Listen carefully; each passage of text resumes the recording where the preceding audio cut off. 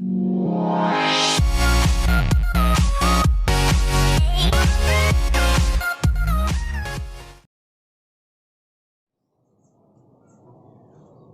Student, मैं GD sir स्वागत करता हूं आपका एमएचवर्स की ऑनलाइन क्लासेस में। आज की इस वीडियो में हम बात करेंगे इकाई 1 के अध्याय 3 की, जिसका नाम है अनुवांशिकी। तो देखते हैं अनुवांशिकी क्या होती है और इसका हमारे दैनिक जीवन में क्या महत्व है, और इसका अध्ययन जब हम कर लेंगे तो हमारे कितने नंबर आ जाएंगे। तो देखिए, ये जो पाठ है इसका अंक भार है 4, अर्थात इस पाठ से 4 नंबर के क्वेश्चन पूछे जाएंगे। जो 2 + 2 अर्थात एक क्वेश्चन पूछा जाएगा जिसमें ए और बी करके 2 क्वेश्चन पूछे जाएंगे। ये भी 2 नंबर का होगा और ये भी 2 नंबर का होगा। ये जो आपसे क्वेश्चन पूछा जाएगा वह आपसे जो पेपर का सी सेक्शन होता है, जो कि 4-4 नंबरों का होता है, उसमें से पूछा जाएगा। तो आगे देखिए, इस चैप्टर में हम क्या पढ़ेंगे, हम किस चीज के बारे में बात करेंगे। स्टूडेंट, आपने सुना होगा अपने पूर्वजों को या अपने आसपास के व्यक्तियों को कहते हुए सुना होगा कि ये बच्चा जो है अपने पापा जैसा दिखाई देता है, अपनी माता जैसा दिखाई देता है, अपने पिताजी जैसा दिखाई देता है, या फिर ये जो बच्चे हैं ये उनके बच्चे हैं, ऐसा कहते हुए सुना होगा। तो ऐसा क्यों होता है? सामने वाले को देखने पर ऐसा प्रतीत क्यों हो जाता है कि ये उनकी संतान या उनके बच्चे हो सकते हैं? तो देखिए, होता क्या है कि हमारे जो शरीर है उसमें कोशिकाएं पाई जाती हैं, और कोशिकाओं में गुणसूत्र नाम की एक वस्तु या चीज पाई जाती है। इस गुणसूत्र में डीएनए पाया जाता है। ये डीएनए क्या करता है? हमारे शरीर में अनेक लक्षणों का निर्धारण करता है, और वे लक्षण ही हमें जो है हमारे बॉडी को जो गुण होते हैं, हमारे बॉडी में जो गुण होते हैं उनको प्रदर्शित करने का कार्य करते हैं। उन गुणों के कारण ही जो व्यक्ति हैं वो ये कहते हैं कि ये उनकी संतान हो सकती है। होता यह है कि हमारे जो माता पिता होते हैं उनसे कुछ गुण डीएनए के माध्यम से हमारे शरीर के अंदर प्रविष्ट करते हैं। तो उनमें कुछ गुण या उनकी जो प्रतीति, बाह्य प्रतीति होती है, अर्थात उनका जैसे बाह्य दिखावा होता है, जैसा उनका चेहरा दिखाई देता है, कुछ कुछ वैसा ही हमारा चेहरा भी दिखाई देता है। तो उसे देखकर जो अन्य व्यक्ति हैं वो कह देते हैं कि ये जो संतान है ये उनकी हो सकती है। तो ऐसा क्यों होता है, उसी के बारे में हम इस अध्याय में बात करेंगे। तो देखिए स्टूडेंट, होता क्या है कि जो डीएनए होता है उसका एक छोटा भाग होता है जीन। तो वो जो जीन होता है वह हमें जन्म प्रक्रिया के कारण माता पिता से प्राप्त होते हैं, और वो जीन आगे जाकर हमारे जो शरीर है उसमें विभिन्न लक्षणों को लेकर आते हैं। जब इन लक्षणों को, या जो मैंने आपको भी प्रक्रिया बताई, इस प्रक्रिया का अध्ययन किया जाता है तो उसे हम अनुवांशिकी कहते हैं। इसे ये हो गया आम भाषा में अनुवांशिकी किसे कहते हैं। यदि आप किसी व्यक्ति के जो लक्षण हैं उनके बारे में चर्चा कर रहे हैं कि उनके जो लक्षण हैं वो उसके माता पिता से किस प्रकार से भिन्न हैं या किस प्रकार से समान हैं, माता पिता के कौन कौन से लक्षण व्यक्ति में आए हैं या कौन से लक्षण नहीं आए हैं, तो ये जो सारी चीजें हैं इनका अध्ययन जब किया जाता है तो जीव विज्ञान की उस इकाई को हम क्या कह देते हैं? अनुवांशिकी कह देते हैं। इस चैप्टर में हम अनुवांशिकी का ही अध्ययन करेंगे। तो सर्वप्रथम जो अनुवांशिकी का अध्ययन किया था वो ग्रेगर जॉन मेंडल ने किया था, तो जिसी की वजह से हम ये पाठ पढ़ पा रहे हैं। तो अब हम इस अध्याय के जो टॉपिक हैं उनके आधार पर इस अध्याय का अध्ययन करते हैं। अब तक आपको समझ में आ चुका होगा कि अनुवांशिकी क्या होती है, फिर भी हम जो किताबी भाषा में देखने का प्रयास करते हैं कि अनुवांशिकी क्या होती है। तो हमारे अध्याय का पहला जो टॉपिक है वो अनुवांशिकी है। देखिए, इस चैप्टर में से क्या होगा, जो बायोलॉजी होती है, ये बायोलॉजी का चैप्टर है, तो बायोलॉजी में सामान्यतः परिभाषाएं बहुत महत्वपूर्ण होती है। वैसे परिभाषाएं साइंस में बहुत महत्वपूर्ण होती हैं, लेकिन बायोलॉजी में बहुत अधिक परिभाषाएं जो है महत्वपूर्ण होती है, क्योंकि अधिकतर इसमें परिभाषाएं पूछी जाती हैं। क्योंकि सामान्यतः ये जो चैप्टर है वो समझने का कम और याद करने का ज्यादा है, तो इस वजह से आपको परिभाषाएं याद करनी पड़ेगी। फिर भी मैं आपको पूरी कोशिश करूंगा कि वो परिभाषाएं जो है अच्छी तरह से समझा दूं, ताकि आपको याद करने में आसानी रहे। और ये जो चैप्टर है वो जो कंपटीशन की तैयारी करने वाले विद्यार्थी होते हैं या फिर जो कंपटीशन के पेपर होते हैं उनमें जनरल साइंस के नाम से या सामान्य विज्ञान के नाम से भी बहुत अधिक पूछा जाता है।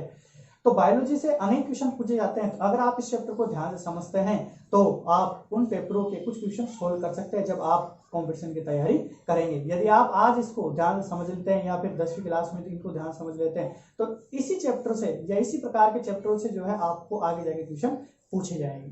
तो यदि आप अभी ध्यान से समझते हैं, ढंग से याद करते हैं तो आपको फ्यूचर में बहुत अधिक जो है लाभ होगा।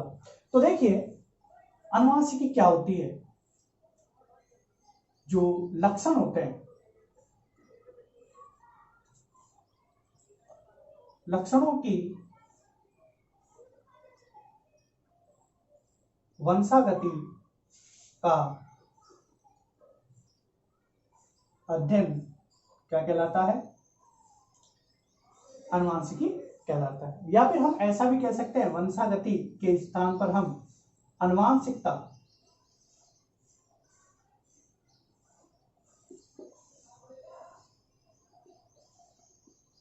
भी कह सकते हैं। लक्षणों की अनुवांशिकता का अध्ययन करना क्या कहलाता है, अनुवांशिकी कहलाता है। या सामान्य तौर पर हम कह सकते हैं कि अनुवांशिकता का अध्ययन ही क्या कहलाता है, अनुवांशिकी कहलाता है। ठीक है, तो ये हमारे जो है ये एक परिभाषा हो जाएगी अनुवांशिकी क्या होती है। तो ऐसा इतना सिंपल जो है क्वेश्चन इस चैप्टर से नहीं पूछा जाता है। क्वेश्चन जो पूछे जाएंगे मैं आपको हर एक क्वेश्चन बता दूंगा कि ये क्वेश्चन जो है मोस्ट है, इसको आप याद कर लीजिए, जो कि बोर्ड में पूछा जा सकता है। ये परिभाषा है, ये हमें नॉलेज के लिए याद होनी चाहिए। तो अनुवांशिकी क्या हो जाएगी, लक्षणों की वंशागति का अध्ययन या अनुवांशिकता का अध्ययन क्या कहलाता है, अनुवांशिकी कहलाता है। अब हम बात करते हैं कि वंशागति या अनुवांशिकता क्या होती है। देखिए अनुवांशिकी जो होती है उसको इंग्लिश में जेनेटिक्स कहा जाता है। तो इस चैप्टर को हम जेनेटिक्स, इंग्लिश में जेनेटिक्स भी कहते हैं। अब बात करते हैं हम अनुवांशिकता या वंशागति क्या होती है। तो देखिए जो लक्षण होते हैं, लक्षणों का एक पीढ़ी से दूसरी पीढ़ी में स्थानांतरण या संचरण होना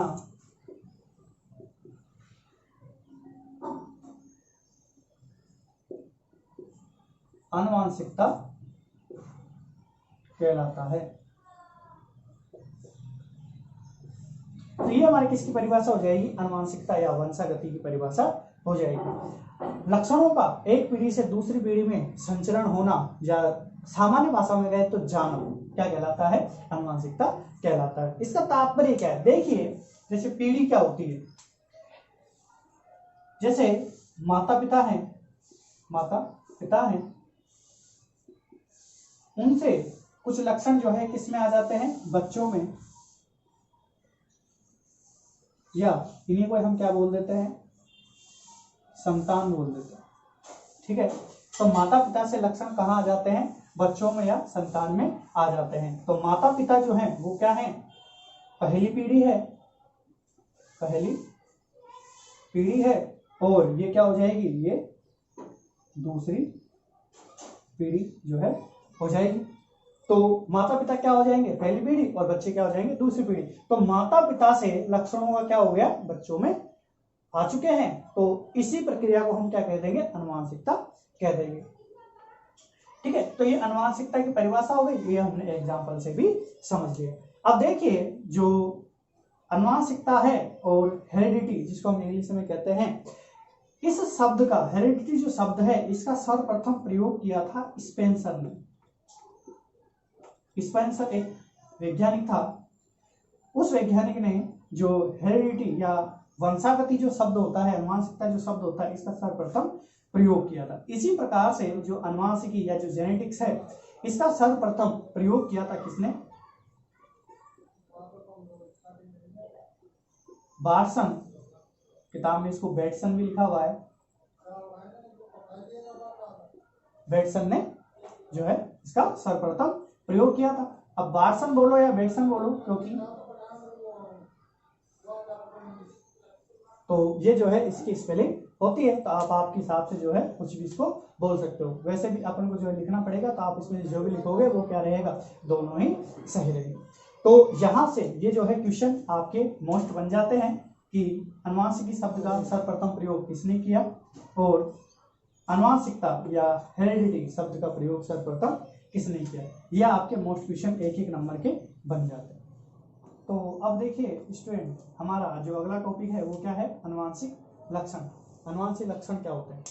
देखिए हमारा जो शरीर होता है उसके अंदर अनेक लक्षण पाए जाते हैं, ठीक है। जैसे हाथ पैर किस प्रकार से हैं, बालों का रंग क्या है, त्वचा का रंग क्या है, आंखों की जो पुतलियां होती हैं उनका रंग क्या है, ठीक है। या अपन जो आंखों के अंदर जो तारा होता है उसका रंग क्या है, ठीक है। चेहरे की बनावट किस प्रकार से है। तो इस प्रकार के जो अनेक लक्षण हमारे शरीर में पाए जाते हैं। व्यक्ति की हाइट क्या है, ठीक है। तो कुछ लक्षण ऐसे होते हैं जो कि हमारे माता पिता से हमारे अंदर आ जाते हैं और कुछ लक्षण ऐसे भी होते हैं जो कि हमारे अंदर नए उत्पन्न होते हैं। ऐसा नहीं है कि सारे माता पिता के लक्षण जो है हमारे अंदर आ जाते हैं, ऐसा नहीं होता है, ठीक है। या फिर हमारे सारे लक्षण जो है अगली पीढ़ी में चले जाएंगे, ऐसा भी नहीं होता है। कुछ लक्षण ही जाते हैं, कुछ लक्षण नहीं जाते हैं। तो कहने से तात्पर्य यह है कि जैसे मान लो कि हमारी बॉडी में कुल 100 लक्षण हैं, तो ऐसा नहीं होगा कि 100 लक्षण ही अगली पीढ़ी में चले जाएंगे। हो सकता है केवल इनमें से 20 ही क्या हो, अगली पीढ़ी में जाए। तो देखिए 100 में से ऐसे लक्षण जो कि अगली पीढ़ी में चले जाएंगे वो ही क्या कहलाएंगे, अनुवांशिक लक्षण कहलाएंगे। क्योंकि हम देखो हमने अनुवांशिकता पढ़ लिया है, तो मानव शरीर में या किसी भी जीव के शरीर में पाए जाने वाले वे लक्षण जो कि एक पीढ़ी से दूसरी पीढ़ी में चले जाते हैं वो क्या कहलाएंगे, अनुवांशिक लक्षण कहलाएंगे। तो इसकी परिभाषा देखते हैं हम, पहले इसको मिटा लेते हैं। तो देखिए इसकी परिभाषा क्या हो जाएगी, वे लक्षण जो एक पीढ़ी से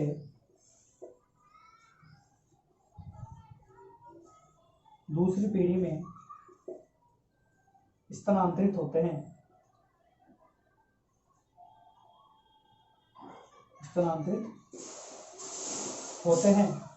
क्या कहलाते हैं, एक पीढ़ी से दूसरी पीढ़ी में स्थानांतरित होते हैं, क्या कहलाएंगे, अनुवांशिक लक्षण कहलाएंगे। अब ये अनुवांशिक लक्षण कैसे जाते हैं अगली पीढ़ी में, किस प्रकार से स्थानांतरित होते हैं, इसके बारे में अब हम चर्चा करेंगे। उसके लिए इसको मिटाना पड़ेगा। तो एक बार और देख लीजिए हमने क्या क्या देखा। हमने अनुवांशिक परिभाषा देख ली। अनुवांशिकी शब्द को सबसे पहले किसने बताया, वाटसन या बेटसन ने बताया। अनुवांशिकी या वंशागति, अनुवांशिकता या वंशागति जो है उसके बारे में किसने बताया, स्पेंसर ने बताया। क्या होती है, लक्षणों का एक पीढ़ी से दूसरी पीढ़ी में स्थानांतरण या संचरण होना क्या कहलाता है, अनुवांशिकता कहलाता है। अनुवांशिक लक्षण क्या होते हैं, वे लक्षण जो कि एक पीढ़ी से दूसरी पीढ़ी में स्थानांतरित होते हैं उनको हम क्या बोल देते हैं, अनुवांशिक लक्षण बोल देते हैं। तो देखिए अब हम बात करते हैं ये जो अनुवांशिक लक्षण है अगली पीढ़ी से अगली पीढ़ी में कैसे जाते हैं। तो देखिए स्टूडेंट, मैंने यहाँ पर एक छोटा सा डायग्राम बनाया है जिसे मैंने गुणसूत्र बनाया है। ये गुणसूत्र क्या होता है, हमारे शरीर में पाया जाता है। आपने पढ़ा होगा, छोटी क्लासों में देखा होगा कि हमारे शरीर में जो 46 गुणसूत्र पाए जाते हैं, ठीक है। वो हमारे लक्षणों का निर्धारण करते हैं। तो ये जो गुणसूत्र होता है वो किसका बना होता है, डीएनए का बना होता है। और उसी डीएनए का छोटा सा भाग क्या कहलाता है, जीन। इस चैप्टर में हम ये जो जीन है इसके बारे में बहुत बार चर्चा करेंगे। लेकिन देखिए जो जीन है उसी को ही मेंडल ने किसका नाम दिया है, कारक का। तो जब भी इस चैप्टर में कारक की बात होगी तो वहां पर आपको ध्यान रखना है कि वो किसकी बात कर रहा है, जीन की बात कर रहा है। अब ये देखिए कि जीन होता क्या है। जीन क्या होता है, लक्षण को निर्धारित करने वाली इकाई। जीन जो है वो क्या है, लक्षण को निर्धारित करने वाली इकाई होती है, ठीक है। तो ये जो जीन है वो लक्षण को निर्धारित करने वाली इकाई हो गई। तो ये जो गुणसूत्र होता है वो डीएनए का बना होता है। डीएनए का छोटा सा भाग क्या है, जीन है। अब हम ये कह सकते हैं कि एक जो गुणसूत्र होता है उसमें कई प्रकार के जीन पाए जाते हैं जो कि हमारे बॉडी के लक्षणों का निर्धारण करेंगे। अब ये जो जीन है, अगर ये मान लो कि माता पिता से कहां चला जाता है, बच्चों में चला जाता है। तो ये जो जीन है बच्चों में जाकर भी क्या करेगा, जैसे भी मान लो कि इस जीन की वजह से आंख का जो रंग है, आंख का रंग कैसा है, काला है। अगर वो माता पिता में आंख का रंग काला दिखा रहा है, इसकी वजह से माता पिता की या माता या जो पिता है उनमें से जो है एक की आंख कैसी है, काले प्रकार की है, तो जब उनकी संतान होगी तो उनमें भी क्या होगा, आंख का रंग काला ही होगा। तो इसे ही हम क्या कह देंगे, अनुवांशिकी कह देंगे। यही एक प्रकार की क्या है, अनुवांशिकता है। तो ये जो गुणसूत्र हैं वो जन्म प्रक्रिया जब होती है, युग्मकों का निर्माण होता है, ये आपने जो 9th क्लास है उसमें जो कोशिका वाला चैप्टर था उसमें अर्धसूत्री और समसूत्री विभाजन था, तो जो अर्धसूत्री विभाजन होता है उसके दौरान ये प्रक्रिया होती है। और इसी के दौरान नए लक्षण भी उत्पन्न हो जाते हैं। वो लक्षण जो है किसके कारण होते हैं, क्रॉसिंग ओवर के कारण होते हैं। इसी के साथ एक और जो, जैसे मान लो कि एक और गुणसूत्र है वो इससे टच हो जाएगा यहाँ पर, तो उससे नए लक्षण आते हैं। तो उसके बारे में आप या तो जो है अगली क्लास में पढ़ेंगे, आपने पिछली क्लास में पढ़ लिया है, वो टॉपिक हमारे चैप्टर का नहीं है। ठीक है, तो हमने इस तरह से देख लिया कि जो अनुवांशिक लक्षण है वो एक पीढ़ी से दूसरी पीढ़ी में किस प्रकार से जाते हैं। अब इनमें क्या होता है कि कुछ जीन ऐसे होते हैं जो कि वर्तमान के लिए कार्य करते हैं। कहने का तात्पर्य यह है कि कुछ जीन ऐसे होंगे जो कि हमारे माता पिता के शरीर में ही कार्य करेंगे, केवल माता पिता के लक्षणों का निदान करेंगे, उनका अगले जो पीढ़ी है या जो बच्चे हैं उनसे कोई लेना देना नहीं होता। तो वो क्या कहलाते हैं, कायिकीय लक्षण कहलाते हैं। कायी का मतलब शरीर, तो वो शरीर वाले लक्षण होते हैं जो शरीर का निर्माण करते हैं। और अनुवांशिक लक्षण वो लक्षण होंगे जो कि इस प्रकार से अगली पीढ़ी में स्थानांतरित हो जाते हैं। तो ये हमने क्या कर लिया, 3 परिभाषा यहाँ पर देख ली है और अनुवांशिकता को हमने अच्छी तरह समझ लिया है। अब हमारे इस चैप्टर का अगला टॉपिक है मेंडल का परिचय। तो देखिए स्टूडेंट, अब हम देखते हैं मेंडल का परिचय। तो मेंडल जो है, इनका पूरा नाम क्या है, ग्रेगर जॉन मेंडल, ये इनका क्या है, पूरा नाम है। इनको हम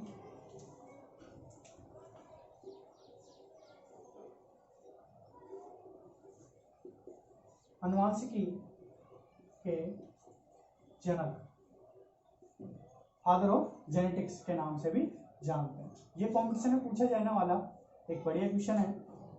तो ग्रेगर जॉन मेंडल जो है वो अनुवांशिकी के जनक के रूप में प्रसिद्ध हैं। तो ये अनुवांशिकी के जनक के रूप में प्रसिद्ध हैं क्योंकि इन्होंने सर्वप्रथम जो उद्यान मटर होता है, उद्यान मटर, इसको हम वैज्ञानिक भाषा में पाइसम स्टाइवम के नाम से भी जानते हैं। ये भी आपके जो है 1 नंबर का बढ़िया क्वेश्चन है। 1 नंबर से तात्पर्य कि वहां पर जो 2-2 नंबर के क्वेश्चन पूछ जाएंगे, वहां पर पूछा जा सकता है ये। ठीक है, तो उद्यान मटर या पाइसम स्टाइवम, जिसको हम वैज्ञानिक भाषा में कहते हैं, उन पर इन्होंने प्रयोग किए और प्रयोग करने के बाद जो अनुवांशिकी होती है उसके बारे में कुछ नियम दिए। उन नियमों का ही आज हम अनुवांशिकी का विस्तृत अध्ययन करने के लिए उपयोग करते हैं। इस कारण से हम इनको जो है क्या बोलते हैं, फादर ऑफ जेनेटिक्स या फिर अनुवांशिकी के जनक कहते हैं। मेंडल का जन्म जो है वो 22 जुलाई 1822 में हुआ। और कहाँ पर हुआ, ऑस्ट्रिया रेगिस्तान है, वहां पर सिलिशियन एक गांव है, तो वहां पर इनका जन्म हुआ। तो आपको लिखना क्या है, मेंडल का पूरा नाम ग्रेगर जॉन मेंडल है। इनको अनुवांशिकी के जनक के रूप में माना जाता है, अनुवांशिकी का जनक भी कहा जाता है, क्योंकि इन्होंने उद्यान मटर पर अनेक प्रयोग किए और अनुवांशिकता के नियम दिए। इनका जन्म 22 जुलाई 1822 में हुआ। इनका जन्म ऑस्ट्रिया के सिलिशियन गांव में हुआ और इन्होंने ऑस्ट्रिया के सिलिशियन गांव में इनका जन्म हो गया। और ऑस्ट्रिया के ही ब्रून जो शहर है, इन्होंने पढ़ाई की और अनेक जो है इन्होंने पदक वगैरह जीते। और ये आगे जाके क्या बने, एक बोटनिस्ट बने। बोटनिस्ट बने। अब बोटनिस्ट क्या होता है, ऐसा वैज्ञानिक जो भी क्या करता है, पादपों के ऊपर शोध करता है या पादपों के ऊपर प्रयोग करता है, उसको हम बोटनिस्ट कहते हैं। तो बोटनिस्ट बने और बोटनिस्ट बनने के बाद इनको ब्रून जो शहर है, ये ऑस्ट्रिया का शहर है, तो ब्रून शहर में इनको जो चर्च होता है, ब्रून शहर का चर्च होता है, वहां पर इनको क्या बनाया गया, पादरी अर्थात फादर जिसको हम कहते हैं, वो बनाया गया। और पादरी के पद में रहते हुए ही इन्होंने जो पाइसम स्टाइवम उद्यान मटर है, जो ये जो चर्च था इसी का जो उद्यान था, बगीचा था, वहीं पे इन्होंने क्या किया, पायसम सटाइवम को उगाया और उस पर अनेक प्रकार के प्रयोग किए। तो अब यहाँ तक हमने क्या देखा कि मेंडल का पूरा नाम क्या है, ग्रेगर जॉन मेंडल है। इनको आनुवंशिकता का जनक कहते हैं। इन्होंने किस पादप पर प्रयोग किया, उद्यान मटर या पायसम सटाइवम पर प्रयोग किया। इनका जन्म 22 जुलाई 1822 को हुआ और जन्म स्थान क्या है, ऑस्ट्रिया का स्लिसेन गांव। कार्य क्षेत्र अर्थात इन्होंने कहां पर रहकर कार्य किया, ऑस्ट्रिया के ब्रून शहर का जो चर्च है वहां पर इनको पादरी बनाया और पादरी के रूप में ही इन्होंने पायसम सटाइवम जो पादप है उसी पे क्या किया, प्रयोग किया।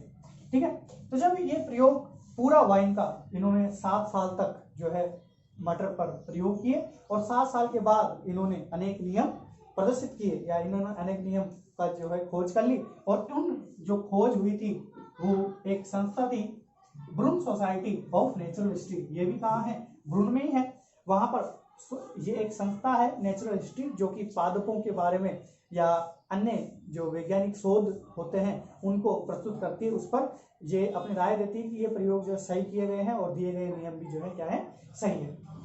तो इस प्रकार से इन्होंने 1865 में ब्रून सोसाइटी ऑफ नेचुरल हिस्ट्री के समक्ष अपना जो प्रयोग किया था उसका शोध पत्र प्रस्तुत कर दिया। उसके बाद 1866 में जो इनके जो प्रयोग थे वो यहाँ पर जो सोसाइटी थी उसका जो अखबार होता है उसी अखबार में जो पत्रिका होती है, वार्षिक पत्रिका, उसी में प्रकाशित हुआ। तो इस प्रकार से इनके नियम जो है पत्रिका में प्रकाशित हो गए।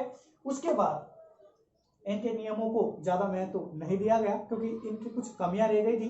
कमियां क्या थी, उस टाइम जो गणित होती है या जो सांख्यिकी होती है, गणित का सब्जेक्ट होता है सांख्यिकी, उसका इतना प्रचलन नहीं था और इन्होंने सांख्यिकी का प्रयोग कर दिया था, तो ये लोगों को अच्छी तरह समझा नहीं पाए और इनके नियमों का प्रभाव बहुत कम हुआ। और इसी के चलते 6 जनवरी 1884 को इनकी मृत्यु हो गई। तो आपको इनके कुछ 7-8 वाक्य बनाकर जो है लिख देने हैं। तो इनका जो परिचय है वो आपसे 2 नंबर में आराम से पूछा जा सकता है, तो उसमें आपको ये चीजें लिखनी पड़ेगी। एक बार और देख लीजिए, मेंडल का परिचय आपको हेडिंग डाल लेनी है। इनका पूरा नाम क्या है, ग्रेगर जॉन मेंडल। ये आपका पहला पॉइंट हो जाएगा या फिर पहली लाइन हो जाएगी। और मेरे विचार में आपको जो जब भी आप किसी का परिचय लिखें तो आपको उसको पॉइंट में नहीं लिख के पैराग्राफ में ही लिखना चाहिए। अगर आप चाहते हैं तो आप पैराग्राफ को छोड़कर पॉइंटों में भी लिख सकते हैं। तो इनको आनुवंशिकता का जनक कहते हैं। क्यों कहते हैं, इन्होंने उद्यान मटर या पायसम सटाइवम पर प्रयोग करते हुए कुछ नियम दिए जिनको आनुवंशिकता के नियम भी हम कहते हैं। इनका जन्म 22 जुलाई 1822 को हुआ। कहाँ हुआ, ऑस्ट्रिया के स्लेशियन गांव में हुआ। और इन्होंने कार्य कहाँ किया, ब्रून शहर का जो चर्च था वहां पर पादरी के रूप में रहकर उद्यान में मटर उगाए और उनके ऊपर प्रयोग किए। इन्होंने जो प्रयोग किए उनको ब्रून सोसाइटी ऑफ नेचुरल हिस्ट्री के समक्ष शोध पत्र के रूप में प्रस्तुत किया। 1866 में इनके जो नियम थे वो वार्षिक पत्रिका में प्रकाशित हुए और इनके द्वारा जो नियम दिए गए थे उनको हम मेंडलवाद के नाम से भी जानते हैं। मेंडलवाद, इनके जो नियम थे उनको किस नाम से जानते हैं, मेंडलवाद के नाम से जानते हैं। और इस प्रकार से 6 जनवरी 1884 में इनकी मृत्यु हो गई। तो ये था मेंडल का परिचय। अब हम आगे देखेंगे कि मेंडल को हम जब इनके जो नियम थे वो इतने ज्यादा प्रभावित नहीं हुए तो हम इनको क्यों इतना जो है पढ़ते हैं, क्यों इनको याद रखा जाता है, आनुवंशिकी में इनका महत्व क्यों है। तो आगे हम देखेंगे कि मेंडल की सफलता के क्या कारण रहे और मेंडल ने मटर के पादप को ही क्यों चुना। तो देखते हैं हम। तो देखिए स्टूडेंट, मेंडल की सफलता के क्या कारण रहे। तो मेंडल की सफलता का पहला जो कारण रहा वो क्या रहा, इन्होंने एक समय में या एक बार में एक ही लक्षण का अध्ययन किया।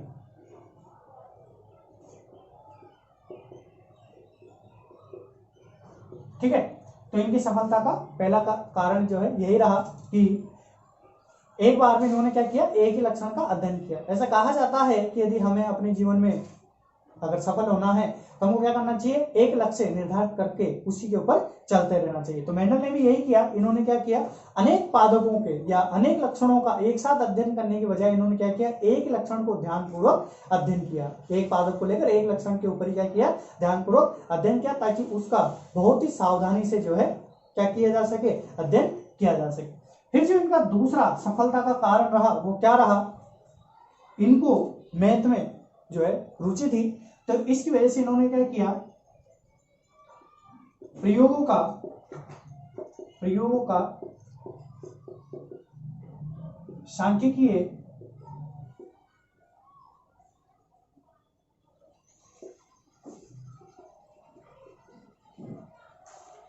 तो प्रयोग क्या किया इन्होंने, सांख्यिकीय विश्लेषण किया। अभी सांख्यिकीय विश्लेषण होता क्या है, देखिए आप जो है मैथ में पढ़ते हैं बहुलक, समांतर माध्य या इस प्रकार की अनेक चीजें पढ़ते हैं, वही क्या कहलाती है, सांख्यिकी कहलाती है।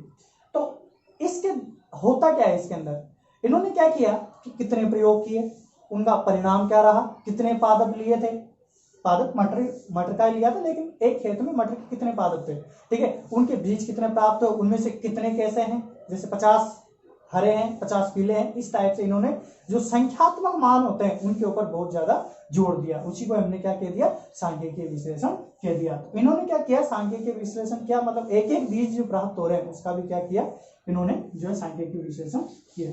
तो इनकी सफलता का तीसरा कारण क्या था, इन्होंने जो पादप चुना था, पादप का चुनाव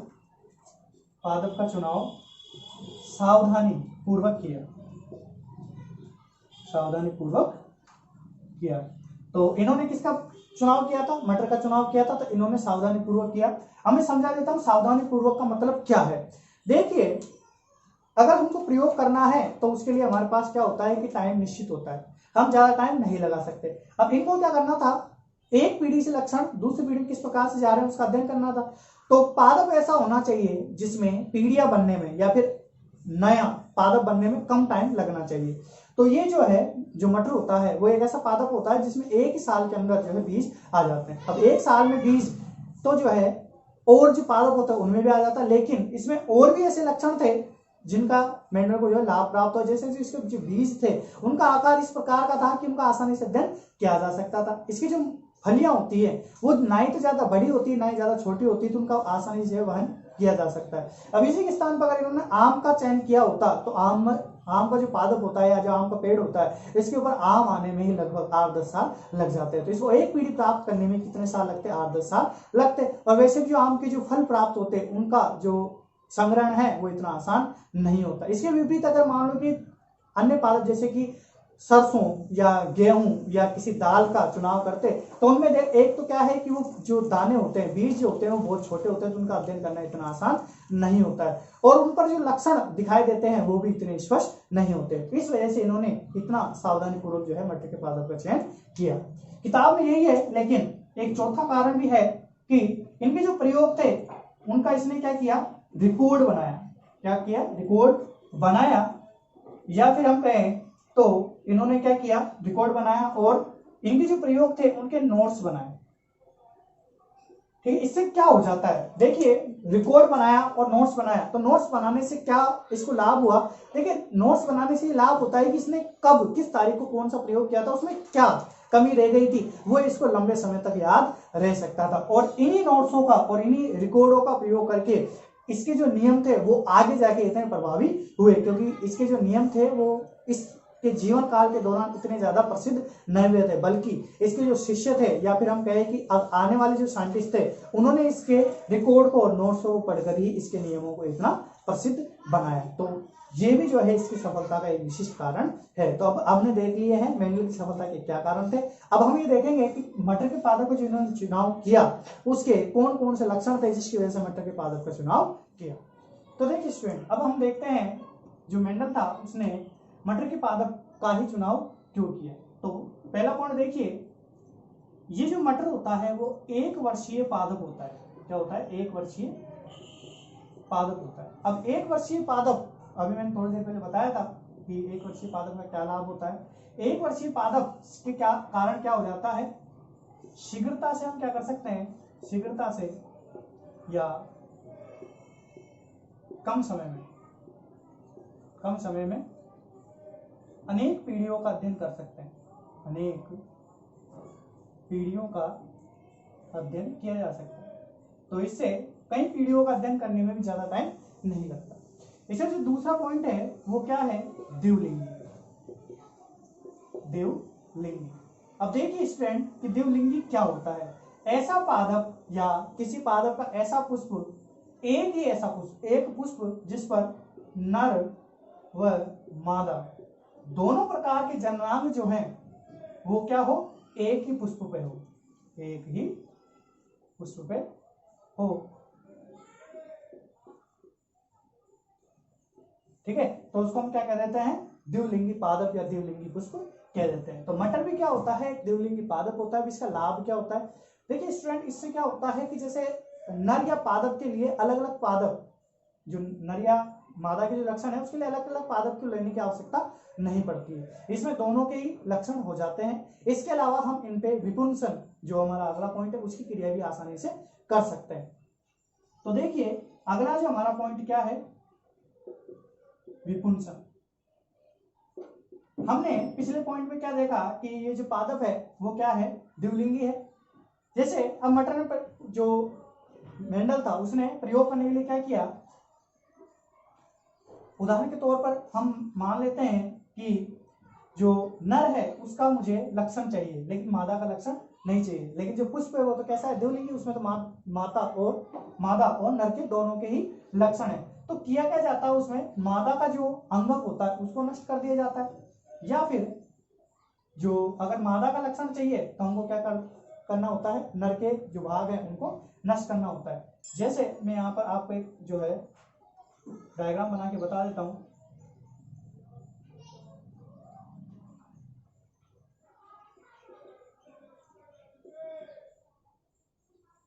अब इस प्रकार से क्या है, एक पुष्प है जिसमें क्या हो गया, ये अंडाशय हो गया, परिवर्तिका हो गई, ये पुंकेसर है जो कि नर जननांग होता है।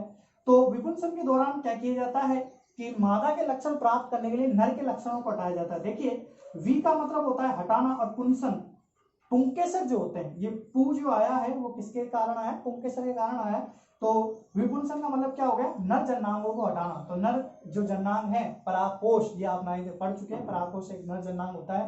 तो इसको क्या कर दिया जाता है, चिमटी जो होती है उसकी चिमटी की सहायता से क्या कर दिया जाता है, इसको हटा दिया जाता है। तो इस कारण ये पुष्प किस प्रकार का रह गया, केवल मादा प्रकार का रह गया, नर जननांग इसके हटा दिए गए। इसी प्रकार से अगर मादा के लक्षण प्राप्त करने होते हैं तो हम क्या कर देते हैं, वर्तिका जो होती है उसको नष्ट कर देते हैं। तो इस प्रकार से क्या हो जाता है, ये जो पुष्प है वो एक लिंगी की भांति भी जो कार्य कर लेता है। तो विपुंसन की क्रिया भी इस पे आसानी से की जा सकती है। तो ये हमारे क्या हो गए, 3 पॉइंट हो गए। अब चौथा पॉइंट देखिए कि जो मटर का जो पादप होता है उसमें अनेक विपर्यासी लक्षण होते हैं। तो देखिए विपर्यासी लक्षण क्या होते हैं। विपर्यासी लक्षण का मतलब है कि जैसे मटर के पादप में कोई भी एक लक्षण पाया जाता है, जैसे हम एग्जाम्पल के रूप में मान लेते हैं लंबाई का लक्षण। लंबाई का लक्षण, तो ये जो लंबाई का लक्षण हम मान रहे हैं ये केवल क्या है, लक्षण है। क्या है, लक्षण है, ये विपर्यासी लक्षण नहीं है। विपर्यासी लक्षण से तात्पर्य क्या होगा, जैसे जो लंबाई है वो मटर के पादप में 2 तरह से पाया जाता है। या तो मटर का जो पादप है वो लंबा हो सकता है, या फिर मटर का पादप क्या हो सकता है, बोना भी हो सकता है। ठीक है, मटर का पादप क्या हो सकता है, लंबा भी हो सकता है और बोना भी हो सकता है। तो इस तरह से मटर के जो है जो लक्षण होते हैं उनके एक लक्षण के लिए 2 ऐसे लक्षण पाए जाते हैं जो क्या होते हैं, एक दूसरे के विपरीत होते हैं। जैसे ये लंबा हो गया और ये क्या हो गया, बोना हो गया। इसी प्रकार से अन्य जो लक्षण होते हैं उनके लिए भी 2 लक्षण पाए जाते हैं। ठीक है, तो मटर के पादप में कुल मिलाकर 7 विपर्यासी लक्षण पाए जाते हैं। तो इस प्रकार से हम जो है मटर का पादप मेंडल ने क्यों चुना, इसके कारण पढ़ लिए हैं। अब हम आगे देखेंगे। वैसे किताब में जो है विपर्यासी लक्षण की एक सारणी दी हुई है, वहां से भी क्वेश्चन पूछा जाता है। और ये जो हमने 2 टॉपिक पढ़े, मटर का पादप का चुनाव क्यों किया और मटर की सफलता के कारण, वो मेंडल की सफलता के कारण, तो ये भी जो है आपसे 2-2 नंबर में पूछे जा सकते हैं। तो इनको भी आप ध्यान से पढ़ लीजिए, याद कर लीजिए, ये आपसे क्वेश्चन पूछे जा सकते हैं। तो अब हम आगे बात करेंगे कि मेंडल के नियमों की पुनर्खोज। अब हम देखते हैं मेंडल के नियमों की पुनर्खोज किसने की। पहले तो हम ये समझ लेते हैं कि मेंडल के नियमों की पुनर्खोज का क्या तात्पर्य। अभी मैंने बताया था, मेंडल का जब परिचय पढ़ा था, मेंडल जब तक था उस टाइम तक मेंडल के नियम इतने ज्यादा प्रभावी नहीं हुए थे और 1884 में उनकी मृत्यु हो गई थी। ठीक है, तो लगभग 35 साल बाद उनके नियमों के बारे में दोबारा से कुछ वैज्ञानिक थे जिन्होंने वापस से इनके नियमों को पढ़ा और दुनिया के सामने लाने का प्रयास किया। तो वो वैज्ञानिक कौन थे? वो थे ह्यूगो डीवरिज और कोरेंस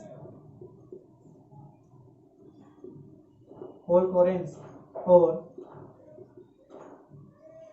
एरिक वॉन शेरमार्क।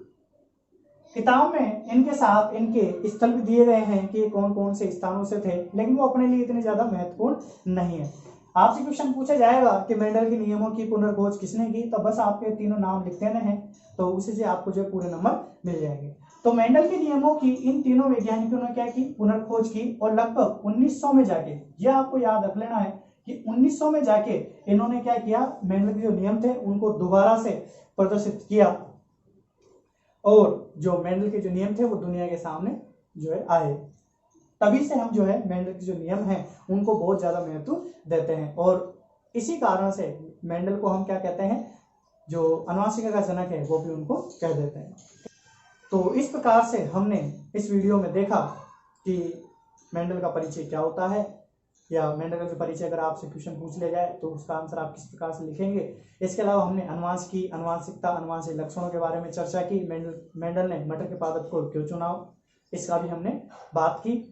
इसके अतिरिक्त हमने मेंडल के द्वारा जो कार्य किए उनकी सफलता के क्या कारण रहे वो भी हमने बात की। अगली वीडियो में हम इस जो चैप्टर में काम आने वाली अनेक शब्दावली होगी उसकी चर्चा करेंगे, साथ ही हम संकरण करवाना भी देखेंगे।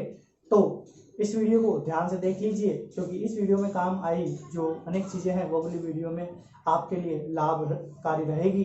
तो इस वजह से आप इस वीडियो को ध्यान से देख लीजिए और नोट्स बनाएं तो बना लीजिए, नहीं तो आप कमेंट कर दीजिएगा। मैं उस कमेंट बॉक्स में ही नोट्स की जो लिंक है वो आपको शेयर कर दूंगा, आप वहां से जाकर उसको डाउनलोड कर सकते हैं। Thank you.